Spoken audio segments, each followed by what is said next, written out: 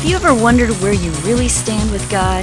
Are you overcome with feelings of guilt because of things you've done wrong? Are you tired of religion that focuses on rules that you can't keep? Have we got good news for you? It's time to listen in on some casual conversation with Mike Kapler and Joel Brueseke and discover what true freedom is all about. This is Growing in Grace. Growing in Grace with Mike and Joel, another weekly podcast, is on the air. Hey, Joel, how's it going? Weekly podcast. Every once in a while, we're recording this on Skype, and sometimes there's a little hiccup in things, and I didn't know if that was one of those or not, because you said weekly podcast, and I didn't know if you did that on purpose or not. I'll have to listen back, and I'll let you know. It just seemed like there was a tiny little space in there. Anyway, we have fun doing this program. In between recording different podcasts, we talk about some stuff. The revelations that we have, it's just awesome, Cap. I mean, we've been doing this for 8 years, believe it or not. Hold on a second. What is this one? This is the one that's going to be. This is our 8-year podcast today. Whoa! Yeah, that blows me away. I need to go get baptized. I'm so excited. I'm just kidding, but February 10th, 2005, our first Growing in Grace podcast aired. And that's the date of this one. That's the date where this one's going to be first put up there on growingingrace.org. And by the way, all of our past podcasts have been uploaded to that site, growingingrace.org, so you can catch all of them. All of our episodes from the past 8 years are there for your perusal and listening pleasure. Well, I do remember the title of the first podcast. Correct me if I'm wrong, but I believe it was, What is the Gospel? Yep, that was it. We were talking about, well, we're going to do this podcast, so what's a good place to start? And that was, I think, a perfect one. And it kind of still remains as kind of the underlying root of what we do here. You know, what is the gospel? The gospel of God's righteousness being revealed, not our own righteousness, but God's righteousness that we have been given as a gift. And so as you listen to all of our podcasts, keep that in mind, that that's part of the underlying theme of Growing in Grace is the gospel itself, the good news.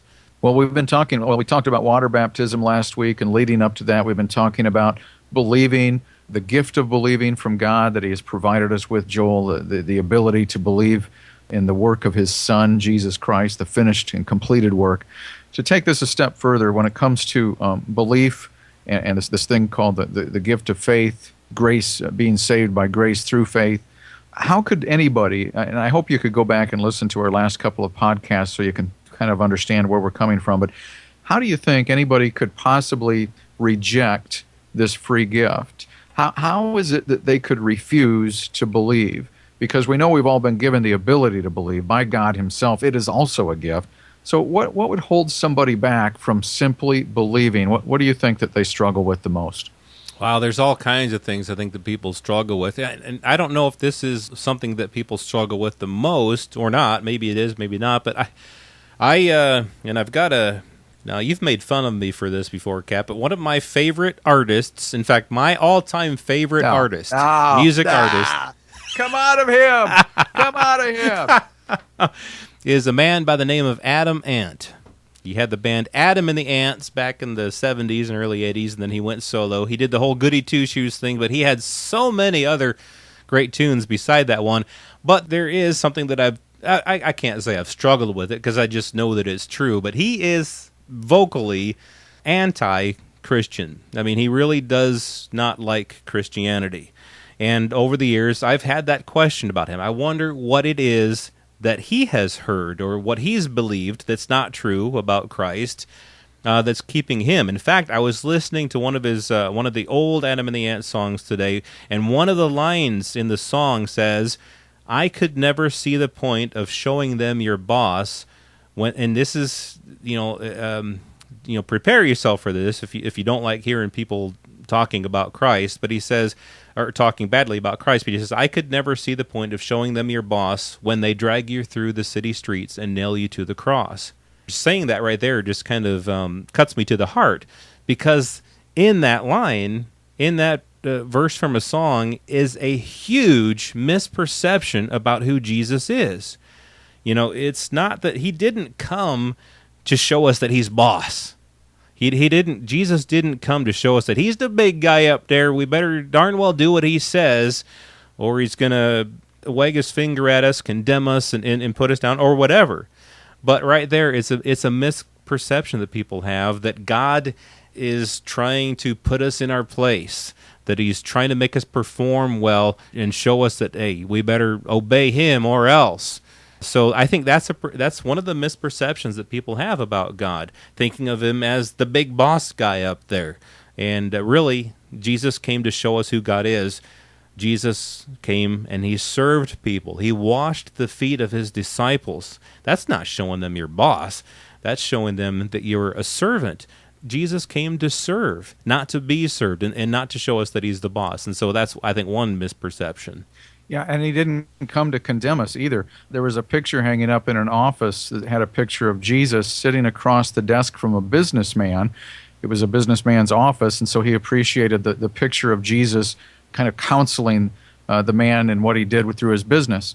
But I had somebody point at the picture and said, boy, if so-and-so was in that picture talking with Jesus, Jesus' hand would be pointing the other way, because Jesus' hand was kind of sticking out. His finger was pointing out a little bit underhanded, as if he was explaining something to the businessman. He said, if so-and-so is in that picture, Jesus would probably have his hand turned the other way, pointing his finger at him like he would be wagging his finger at this particular person.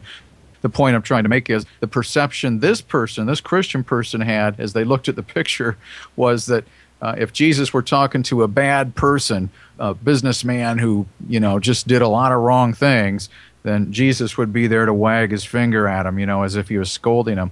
And that's how people sometimes picture God, and they get this message sometimes through, religious circles that, in places where people don't really understand what love is.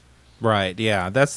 I think that's a big part of it, because as you started off saying near the beginning of our podcast, why would someone refuse such an awesome gift? Why would someone refuse God with us? God came to be with us. That was Jesus, Emmanuel, God with us. God wanted to be with us. He wanted us to be with him. So he sent Jesus, his son, to die, as a man, to die for our sins and to go upon the cross because he so loved us. How could anyone refuse that gift? And again, I think it goes back to the misperception of what Jesus really was, and the misperception of who God is.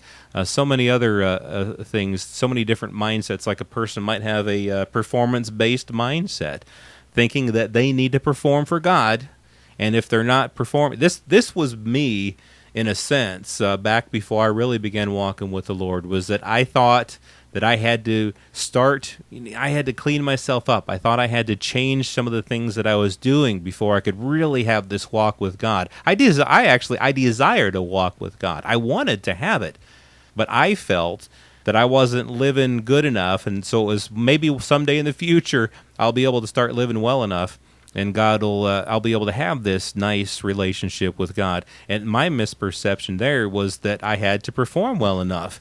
Here I am years later, finally, I'm free of that mentality, and that's good, because I now know that no matter where my performance is at on any given day, my standing with God is exactly the same as it always has been, because it's not based on my performance, but it's based on the performance of Jesus. So that's one thing I wish that people would really come to understand, that it's based on the finished work of Jesus, not our work.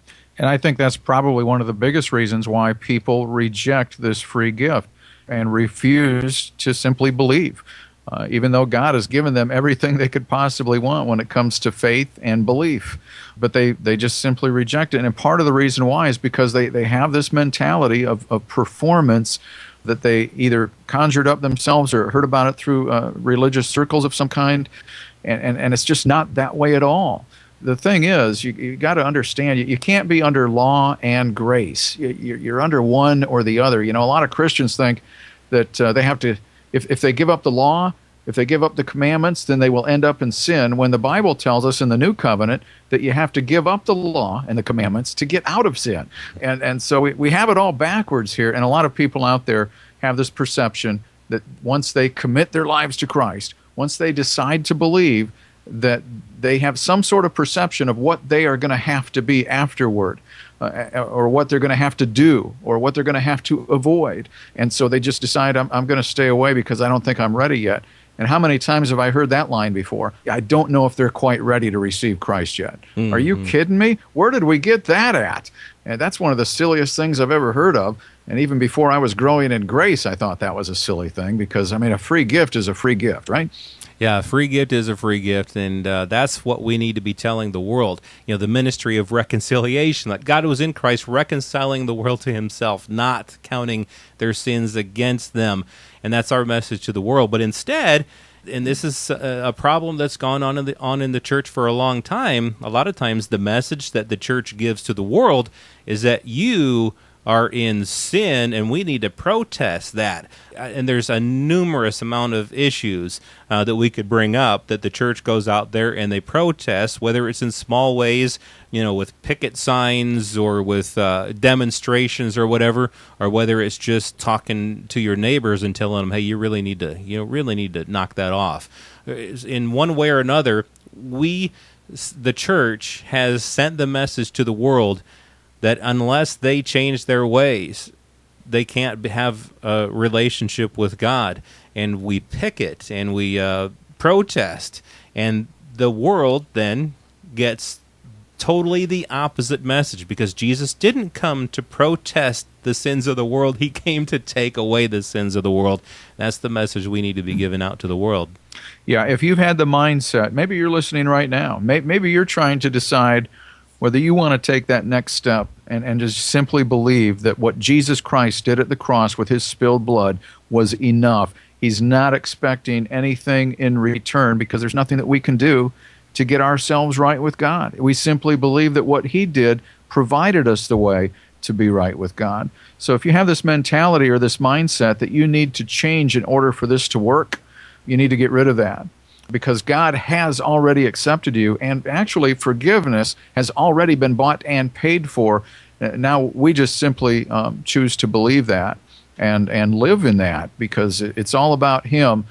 Grace is God's ability in us. If we're going to go back to performance, law, commandments, that's our ability, and it will always fail. Yeah, and I think you're really getting to the heart of what growing in grace is. You know, it's about his ability in us, his life in us, and not our own abilities.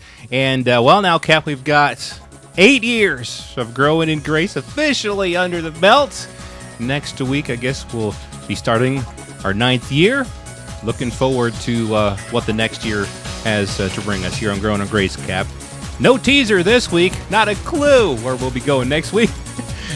So just be here next week for more talk about growing in grace with me, the Breeze Man, and Cap, Mike Kapler, right here on Growing in Grace at growingingrace.org.